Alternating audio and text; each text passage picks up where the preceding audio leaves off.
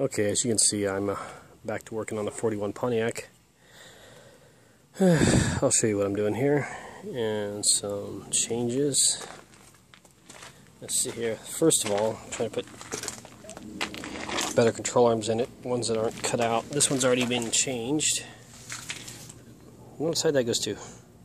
Also, I'm going to be working the brakes. The rotors are junk, but I think I know where some good used ones are. I'll check that out later. And anybody know how to tell, let me get a close up, the difference between metric rotors and that for General Motors, and if that's a metric or who knows, whatever. What I'm doing is, I'll go to the other side and show you, is I'm welding up the holes that they torched for hydraulics. As you can see, they cut the control arm on this side. They got this giant freaking hole. So what I did on the other side, because I found the found the washer, nice thick grade 8 washer. The hole size is perfect for the bushing of a shock, and it just happened to fit in there perfectly. I'll show you what I did already. As you can see, it's already welded up in there. It'll allow me to mount shocks on this thing. I also got the spring where it's supposed to be. The little tang or whatever the end of the shock, I got hung up in the hole here.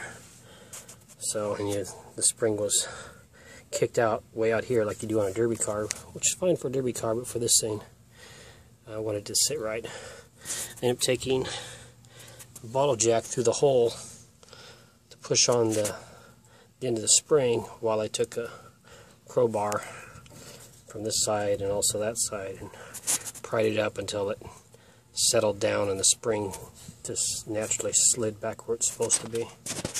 It slid down the edges and right into place. So that's done. I'll need to take these loose.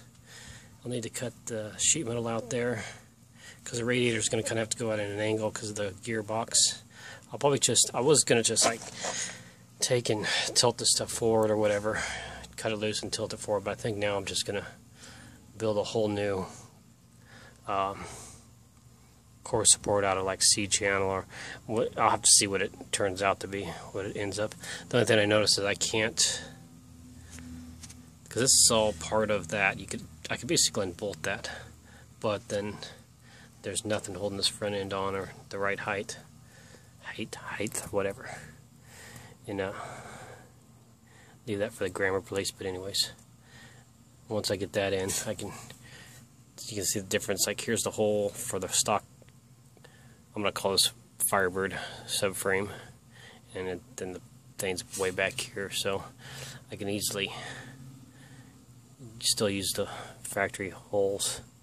And then I want to make this prettier. I'm going to, I think, taper it down and then follow this shape out with some square tubing, or maybe I'll just hand fabricate it all with plate steel. But there you go, that's the update. So it'll really be on its wheels. I'll show you the change I came with, because the front, I don't know, probably I already showed you the tires, but I'll show them again.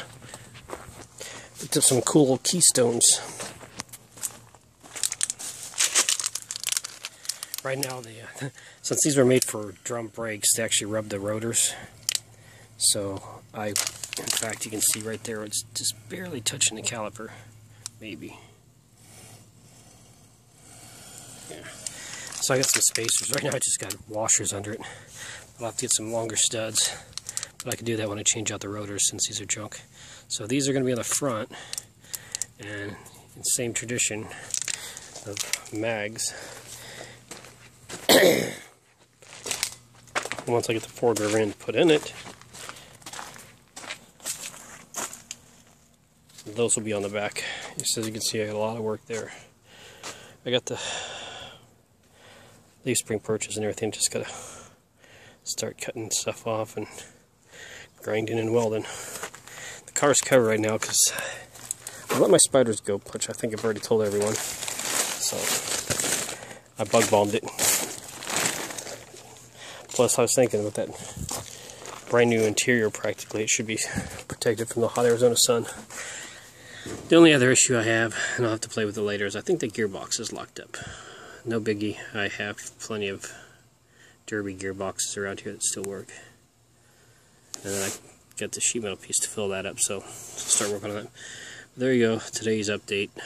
Getting the front end welded up so I can put shocks in it. The reason for putting shocks in it is so the control arms will stay together, lower ones, something to hold it so I can take the uppers back off, put new bushings and everything, get rid of the chopped up ones.